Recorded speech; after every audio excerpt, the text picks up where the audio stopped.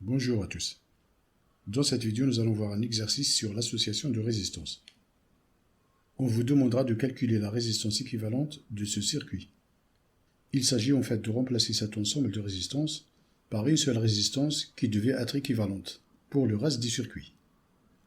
Le but du calcul de la résistance équivalente est de simplifier l'étude d'un circuit. Une fois la résistance équivalente calculée, on peut remplacer donc ce circuit par le circuit équivalent suivant. Ici, nous avons un circuit constitué d'un générateur et de 4 résistances. Son équivalent, c'est un générateur et une seule résistance. Il est donc plus simple d'étudier ce circuit que celui-là. Première question. Si R1 est égal à R2 égale à R3 égale à R4 égale à R, la résistance équivalente est 4R, 5R sur 2, 4R sur 3. Une seule réponse est correcte. Question B. Si E égale 10 volts et R égale 100 ohms, quelle est la valeur de l'intensité I? On vous demande de calculer la valeur de I qui traverse la résistance équivalente. Je vous suggère de mettre la vidéo sur pause et d'essayer de chercher avant d'afficher la réponse. C'est parti pour la correction. Pour calculer la résistance équivalente de ce circuit, il faudra déterminer les résistances qui sont en série et les résistances qui sont en parallèle. Pour calculer la résistance équivalente d'un ensemble de résistances en série, on fait la somme de toutes ces résistances individuellement. Et pour calculer la résistance équivalente d'un ensemble de résistances en parallèle, l'inverse de la résistance équivalente est égal à la somme de l'inverse des autres résistances. R1 est-il en série avec R2? On peut se poser la même question. Est-ce que R1 est en série avec R3? R1 n'est pas en série ni avec R2 ni avec R3. R1 et ces deux résistances sont séparées par un nœud. Ils ne peuvent donc pas être en série.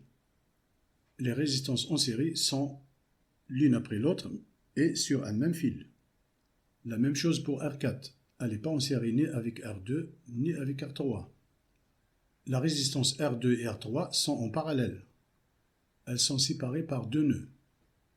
On a donc la résistance R1 en série avec la résistance équivalente de ces deux résistances qui sont en parallèle, et le tout est en série avec la résistance R4.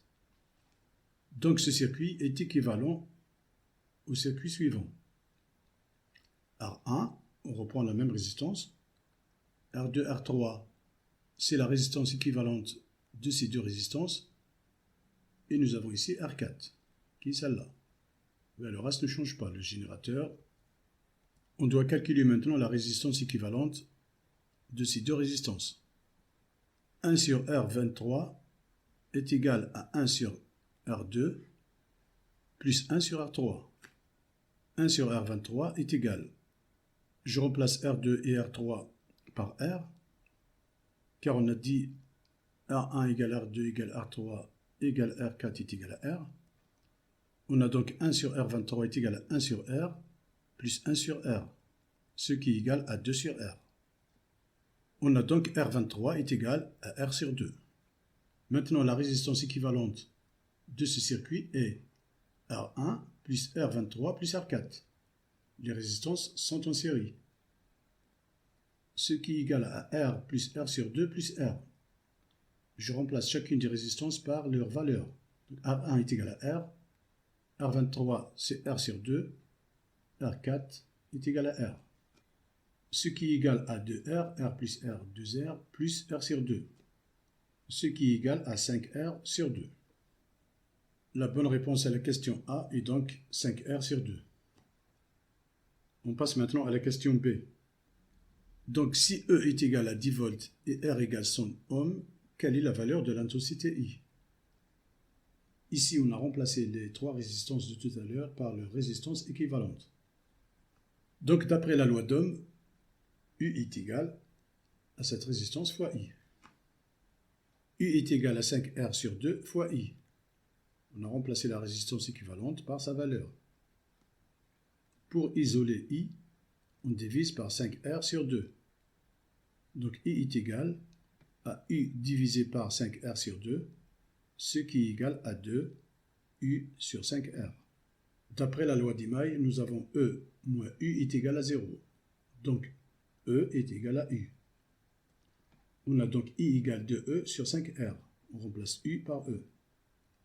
Application numérique, on remplace E et R par leur valeur. On a donc I est égal 2 fois 10 sur 5 fois 100. I est égal à 0,04 ampères. Cette vidéo se termine ici. Merci de votre attention et à très bientôt.